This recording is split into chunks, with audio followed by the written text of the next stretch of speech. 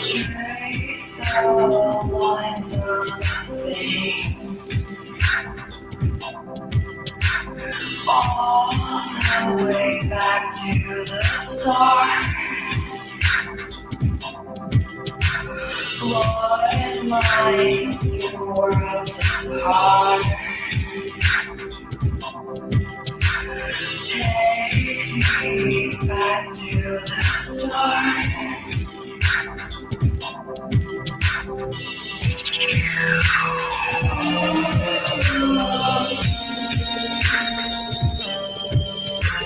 Bring me back in time to the origin unknown. So far and incredibly close.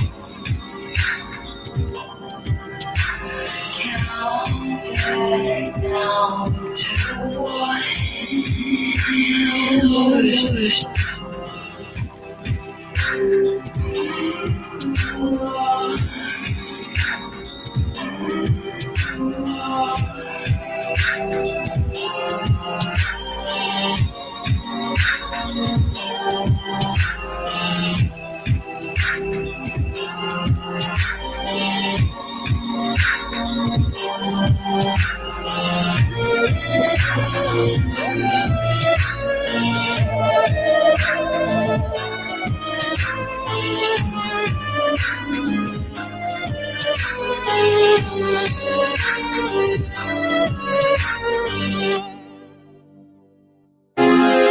And as all things have been and arose from one by the mediation of one, so all things have their birth from this one thing by adaptation.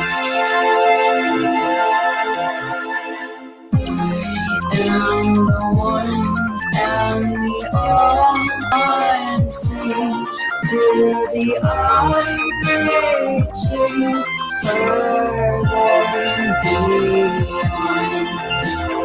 Born of the twilight, undone, giving birth to the sun and all things to come.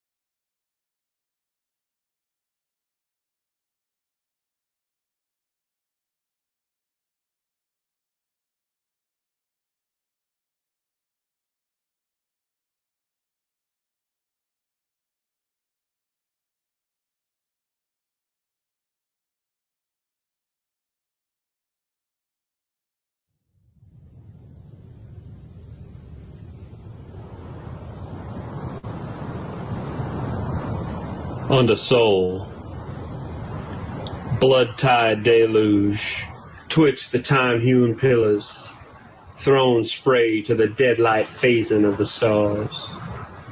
Hounds resound o'er the slow granite quarry, which birds the gravestones of those nigh thrust into the gale.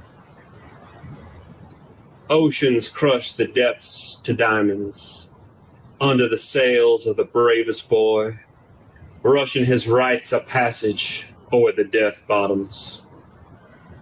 Don't falter. Though beset by scars earned of your station, these are mandatory. Even your creator bore the thorn. The sand grains which number the buried tally the doubts of the hour. They measure the leagues from the highest heaven so the drunkard can doubt. You'll never think beyond your limits, though you'll think you had. You'll never reason the brink, though your pride be sure. The brutal blind carve and snarl the next forgotten empire, though the veils of the world still beckon, unpondered. Pray for the wonder glaze cross your breeding plume. Hope for the form that faints the debutante, and raise your air to bursting glee. So we traipse the garden, in spite of the wars waged before our first breath, deaf to the most reified lies, and dancing dominant on the waves of rage they dare curse under soul.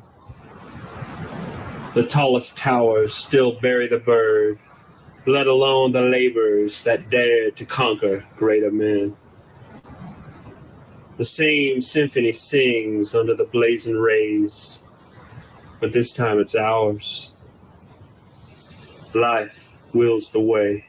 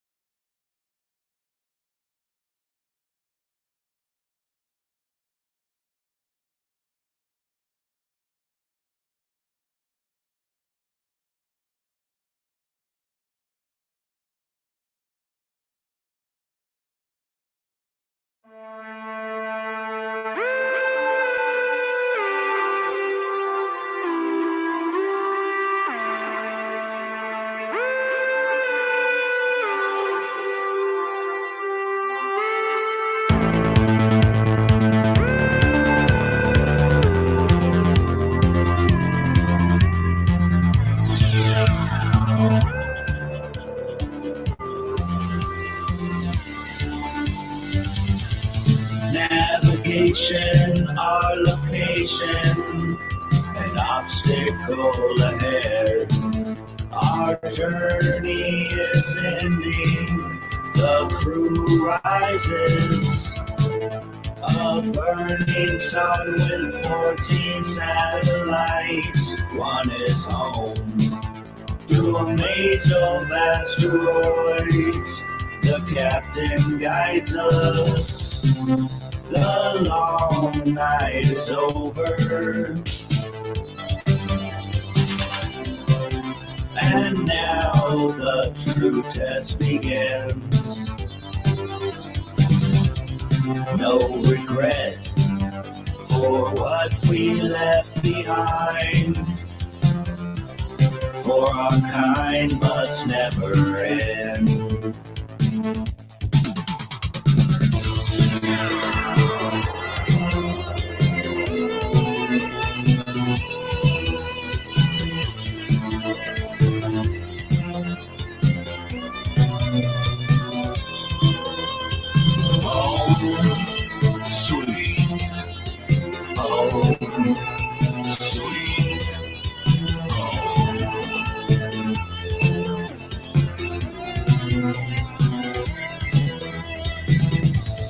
The first prospect drawing closer, an orb of blue and green.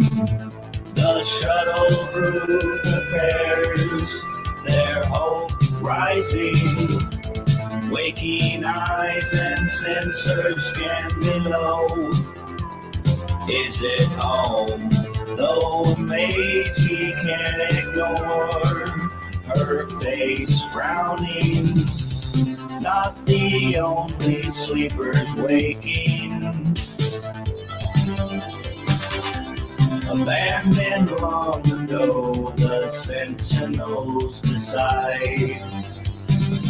Programmed to hate by the dark ancient forsaken. This fair-skinned threat must be denied.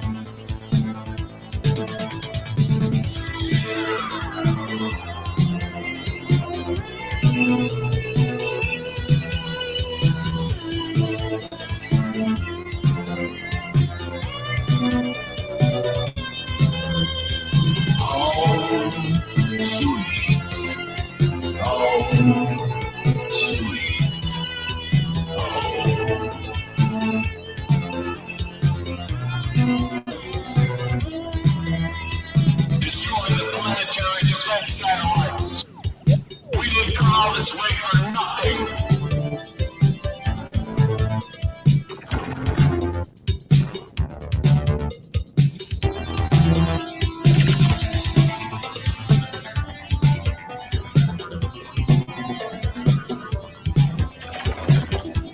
The planetary defense system has been neutralized. Good work, then. Send the scouting party to the surface.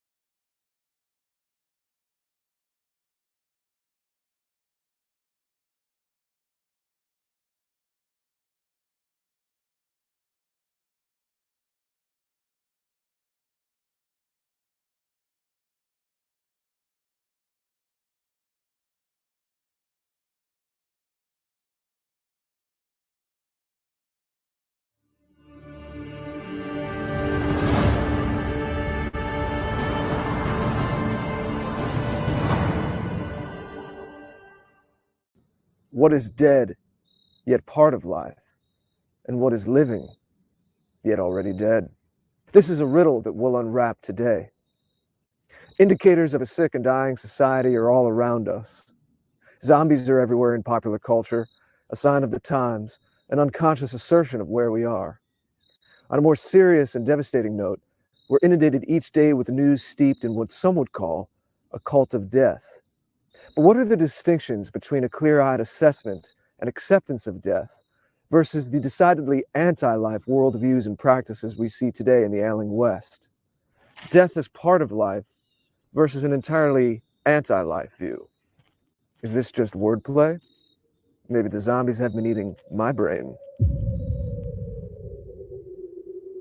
It's been observed for some time now that the zombie trend, which has pervaded popular culture since around the turn of the century, reflects the zeitgeist and has something in it for everyone. The left can fret and vent about the decline they're ushering in, all the while distancing themselves from it and masking it in gimmicky entertainment. The right can buy their zombie apocalypse firearms and tactical gear. Yes, this is a real thing, and prepare for the coming collapse. And those more attuned to the demographic shifts and also how the mainstream brainwashes the masses can find their own metaphors. But everyone knows something is wrong. A culture that was more homogenous, cohesive, and rooted wouldn't quite be so enamored of undead soulless slaves who want to make you one of them. We would do well to understand what vital energies and wisdom spring from a true and organic connection to death, and contrast this with what is disconnected, flailing about and destroying with no view towards regeneration, destruction for destruction's sake, consumption for consumption's sake, unmoored and out of tune with what is balanced and sustaining. To do so, we'll take a look back at some of the traditions of our European ancestors. This is not in an attempt to recreate the past, nor is it to say that everything about the past was better. I can already see some of the comments now. Rather, it is to uncover the best aspects of our timeless character traits, even though those traits, of course, sometimes are perverted or buried under the modern world, and reassert those traits now for our own survival, well-being, and thriving. Death holds a mystifying fascination, and in the autumn and latter part of the year especially, our ancestors encountered and even celebrated death as a fact of life. Today we carve our jack-o'-lanterns, tell ghost stories, and in the month of October in some of our lands, prepare for the modern holiday of Halloween, which has much older and deeper roots in similar holidays seen from various European traditions. Alpha-Blot in the Teutonic lands, Giadi in the Slavic, Martini and Velu lakes in the Baltic, Samhain in the Celtic. One aspect of these old traditions was a quiet and private veneration of the dead. This could take the form of a family meal where all was dark and silent at the homestead, and the spirits of deceased relatives were invited, so to speak, to the occasion. Our ancestors weren't being macabre for its own sake when they were doing this, nor were they in denial about their loved ones having passed from this life. They were honoring the dead and reminding themselves that our families, and more broadly our people, are part of a grand procession through time, and that we the living are just one link in the chain.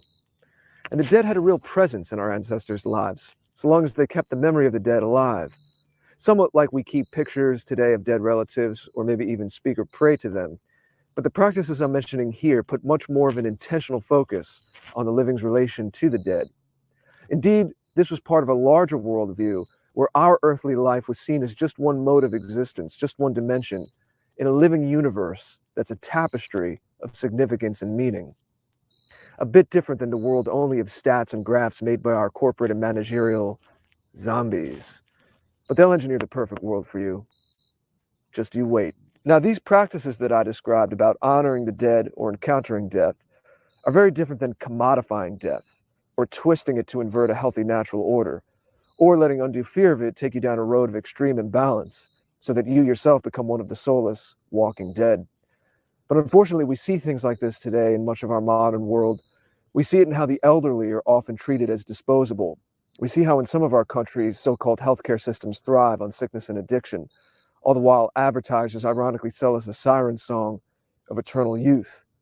We see it in endless consumption and growth, which is the ideology of the cancer cell, and we see it in the celebration of barren wombs and the glorification of killing a living baby inside of its mother in some kind of a heinous negative sacrament, all in the name of freedom and progress. These kinds of things could only happen when the lines are cut between the body and the mind, between the high and the low, yes, between death and life.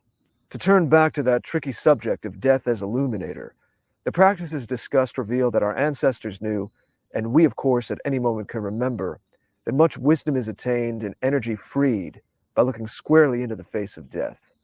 There's an icy thrill that comes from brushing up against death and its mysteries.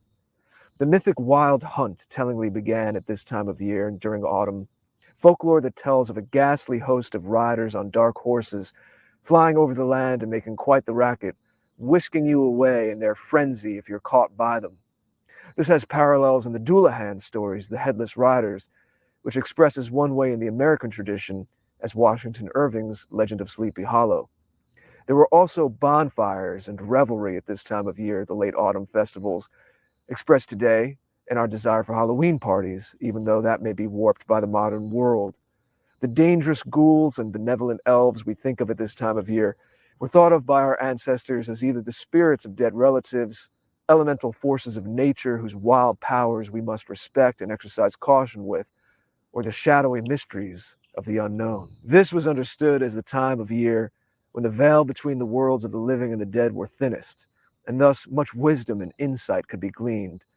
Add this to things like the wild hunt story and the cathartic autumn celebrations, and we see the power latent in encountering death and its swirling, eternal dance with life. This state of consciousness, this willingness to look into the abyss, has parallels in the fury of the berserker warrior, who must be out of his mind during battle to protect his life, while simultaneously not fearing death. It has parallels in how artists get inspired when they create their new works. Love-making is a transportive frenzy the French call orgasm, the little death. Even rock and metal bands using skulls and crossbones and other imagery of death reveals the power, the connection between creation and death, between life and death. The meaning and the ecstasy is derived from a holistic experience and understanding, the connection of all things. This is feeling the life force move through you. But there are those who want to take the life force away. These pods, these husks of people hate what is beautiful, hate what they cannot make or cannot have. They tell us that we are not a people, we have nothing and are nothing. They want us to be undead, unfeeling slaves like the zombies, slaves to their dystopian world order they're attempting. There are those under such a materialist spell and so wildly out of balance that they would do anything to sustain a few more years of their bodily functions, of stimulating their nervous systems for base pleasures, or feeling drunk on power for power's sake, lording over others. And so in their twisted minds to accomplish this, they'll do anything, including defiling and corrupting even the young and innocent. This is anti-life, not to be confused with a proper understanding of death's dark and cryptic elements, which are still part of the engines of life and creation.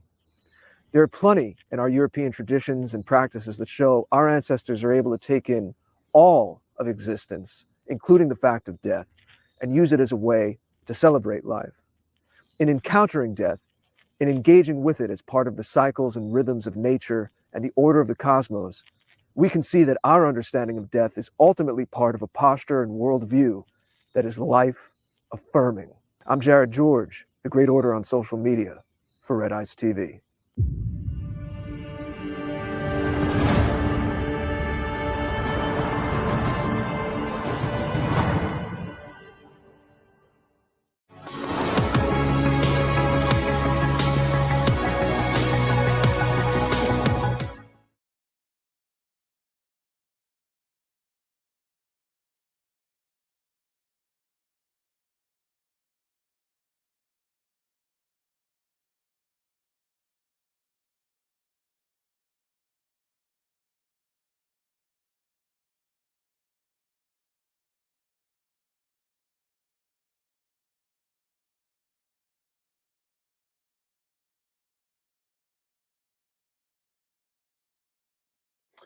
Welcome back to American Zarathustra. I'm going to do a cover song. This is by The Who. It's called Behind Blue Eyes.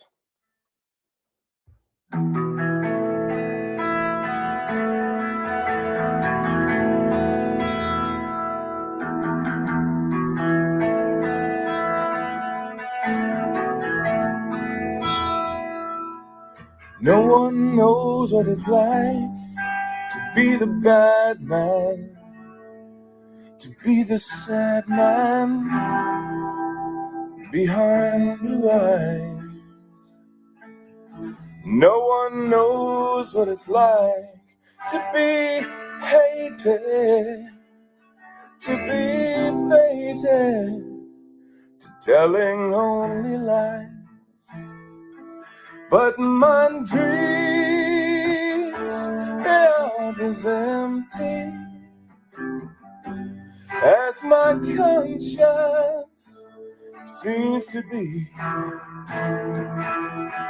I have hours only lonely. My love is vengeance that's never free.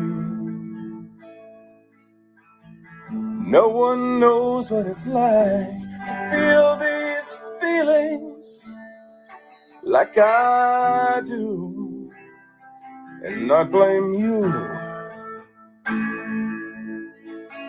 No one fights back his heart on anger. None of my pain and woe can show through. But my dreams, they are as empty as my conscience seems to be.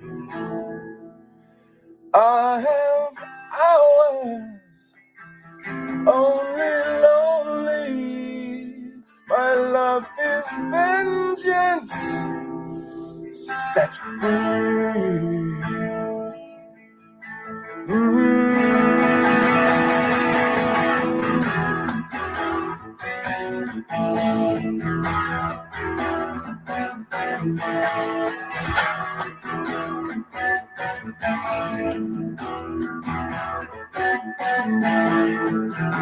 If I clench my fist, crack it open, for I use it and lose my cool. And if I smile, tell me some bad news before I laugh and act like a fool. And if I swallow anything evil, put your finger down my throat. If I shiver, please give me a blanket. Keep me warm, let me wear your coat.